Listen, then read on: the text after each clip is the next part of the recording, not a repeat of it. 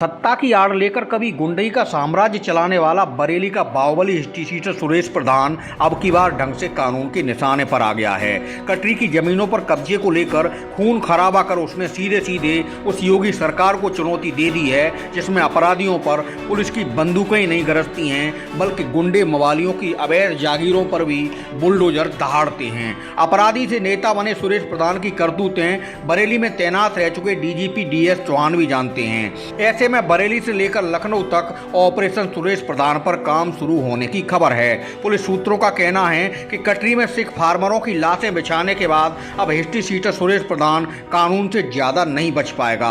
Police को मिल रही सूचनाओं पर यकीन करें तो जवाबी हमले में सुरेश प्रधान के हाथ में तलवार लगी है। ऐसे में आशंका यही है कि वह पुलिस से बचने को कहीं चोरी छिपे अपना इलाज करा रहा है। सोशल मीडिया पर जमकर सक्रिय रहने वाले सुरेश प्रधान का फेसबुक अकाउंट अभी शांत है।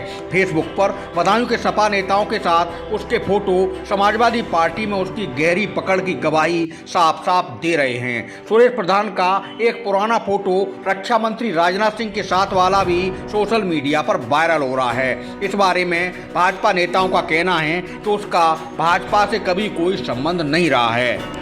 कटरी के जानकार बताते हैं कि कई दशक से जमीनों पर कब्जेदारी, रंगदारी, जालसाजी, धोखाधड़ी, हमले, हत्या जैसे अपराध करते कराते बाहुबली सफेदपोश अपराधी बना सुरेश प्रधान बेहद शातिर दिमाग रखता है। पुलिस ने उसके 3 गुर्गे लुकमान पंखिया, मुनिंदर और अभिषेक को गिरफ्तार कर लिया है। गोलीकांड के मामले में अभी हिस्ट्री शीटर सुरेश प्रधान सहित 30 से अधिक उसके गैंग के अपराधी फरार हैं, जिनकी तलाश में बरेली बदायूं पुलिस दिन रात एक किए है। कहा जा रहा है कि बाहुबली सपा नेता सुरेश प्रधान एनकाउंटर के डर से नेपाल भी भाग सकता है। इसलिए अफसरों ने पड़ोसी देश से सटे पीलीभीत और उसके पड़ोसी लखीमपुर जिले की पुलिस को भी अलर्ट कर दिया है।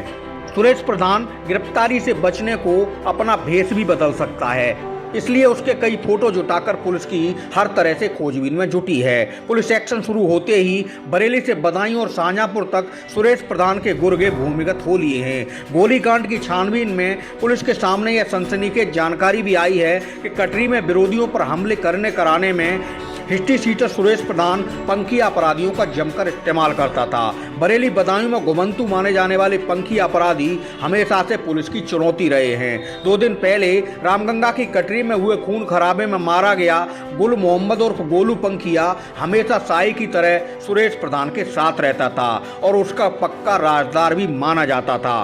गिरफ्तार लुकमान भी पंखिया समूह से ही ताल्लुक रखता है। ऐसे और भी अपराधी हिस्ट्री शीटर सुरेश प्रधान के ग्रुप में बताए जाते हैं, जिनकी सरगर्मी से हर तरफ तलाश हो रही है। पुलिस सूत्रों के मुताबिक गुंडई करते करते राजनीति का चोला पहनने वाले सपा नेता सुरेश प्रधान ने अपने गांव रायपुर हंस से लेकर बरेली शहर और बदायूं तक बेहिसाब नामी बेनामियां संपत्ति जुटा रखी हैं। अवैध तरीके से खड़ी की गई उसकी जागीर की पुलिस ने पूरी कुंडली तैयार कर ली है और अब तैयारी गुनाहों की जागीर पर कानूनी चोट की है। 2017 में यूपी के अंदर समाजवादी सरकार की विदाई और योगी राज कायम होने के बाद हिस्ट्री शीटर सपा नेता सुरेश प्रधान ने पहला ऐसा खूनी खेल किया है। योगी सरकार में पुलिस की सख्ती के चलते वह बदायूं में रहकर शांत बैठा था, मगर उसके अंदर कटरी की जमीनें कब्जाने का कीड़ा नहीं मरा और हाल में उसने फिर से अपने गुनाहों की बिस्बेल फैलानी शुरू कर दी।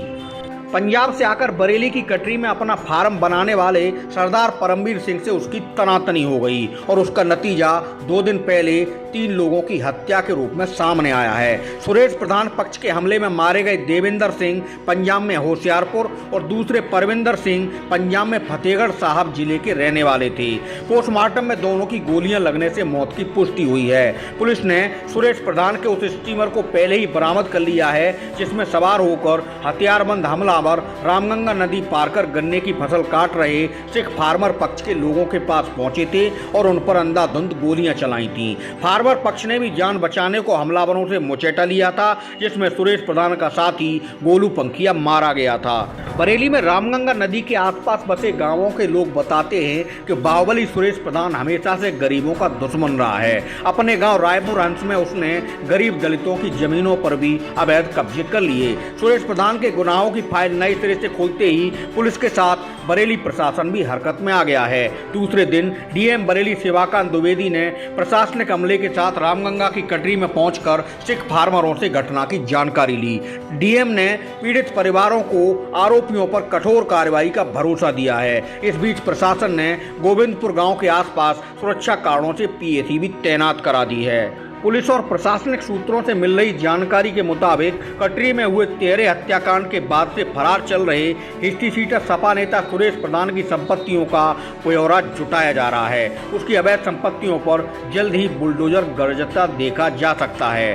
पुलिस उसके बैंक खाते भी खंगालने में जुटी है। योगी राज में गुंडे, मवाली और माफियाओं के अवैध साम्राज्य के खात्मे के किस्से रोज सामने आते रहे हैं। मुख्यमंत्री योगी आदित्यनाथ और उनकी पूरी सरकार की पॉलिसी जीरो टॉलरेंस की रही है। ऐसे में बरेली में खूनी तांडव करके फरार हुए बाहुबली हिस्ट्री सीटर और समाजवादी नेता सुरेश प्रधान का आगे क्या अंजाम होने वाला है, ये वक्त बताएगा। फिलहाल सुरेश प्रधान और उसके गुर्गों पर कार्रवाई को लेकर रोहिलखंड में सबकी नजरें बरेली पुलिस पर टिकी दिखाई दे रही हैं।